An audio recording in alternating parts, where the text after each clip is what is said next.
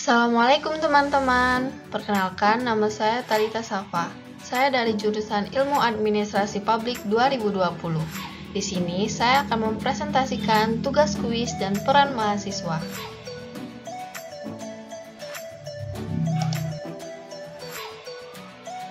Yang pertama, apa yang dimaksud dengan etika, etiket, dan moral? Di sini saya akan menjelaskan terlebih dahulu tentang etika. Etika yaitu suatu ilmu yang membicarakan masalah perbuatan atau tingkah laku manusia, yang mana yang dapat dinilai baik dan yang mana yang dapat dinilai tidak baik. Yang kedua yaitu etiket. Etiket merupakan tata krama atau tata cara yang bersikap baik dalam pergaulan antar manusia yang beradab. Yang terakhir yaitu moral. Moral yaitu pengetahuan yang menyangkut budi pekerti manusia yang beradab. Nomor 2 yaitu apa yang saudara ketahui tentang korupsi. Menurut saya, korupsi yaitu merampas, merusak, memeras, menyogok, dan juga dapat diartikan perbuatan atau penggelapan uang yang dilakukan oleh seseorang yang menyalahgunakan kekuasaan untuk memperkaya diri sendiri maupun kelompok yang dapat merugikan orang banyak. Baiklah.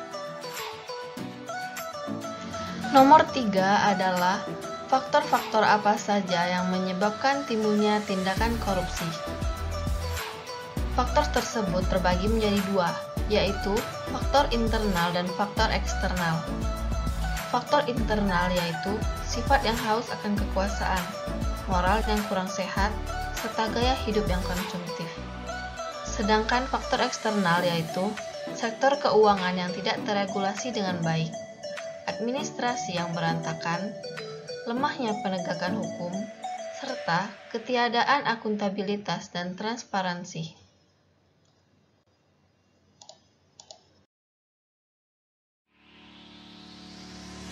Nomor 4, apa dampak timbulnya korupsi bagi negara? Yang pertama yaitu melambatnya pertumbuhan ekonomi di suatu negara. Yang kedua, meningkatnya hutang negara. Yang ketiga, hilangnya kepercayaan publik terhadap demokrasi. Sedangkan yang keempat, kemiskinan semakin meningkat. Yang kelima, lemahnya alutsista atau senjata dan sumber daya manusia. Yang terakhir, menurunnya kualitas hidup masyarakat.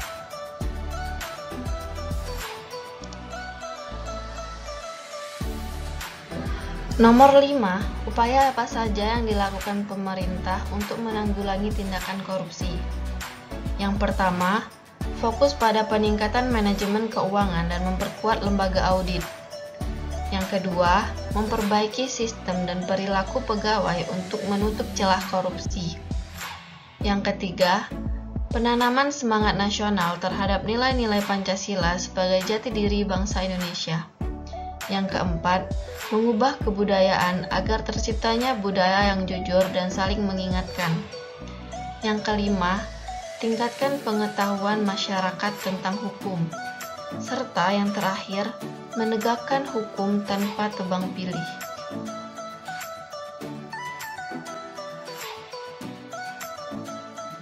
Selanjutnya, saya akan menjelaskan tentang peran mahasiswa.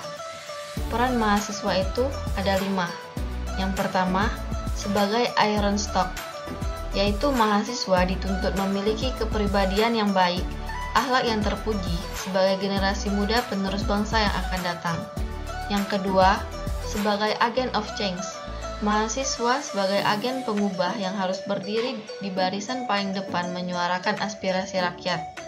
Yang ketiga, sebagai guardian of value, mahasiswa dapat menjaga nilai-nilai kebaikan yang ada di masyarakat. Serta yang keempat, sebagai moral force, yaitu kalangan intelektual yang harus mencerminkan nilai karakter terbaik sesuai dengan tingkatan intelektualnya. Serta yang terakhir, sebagai social control, mahasiswa dapat mengontrol hal-hal yang bertentangan dengan nilai keadilan di masyarakat.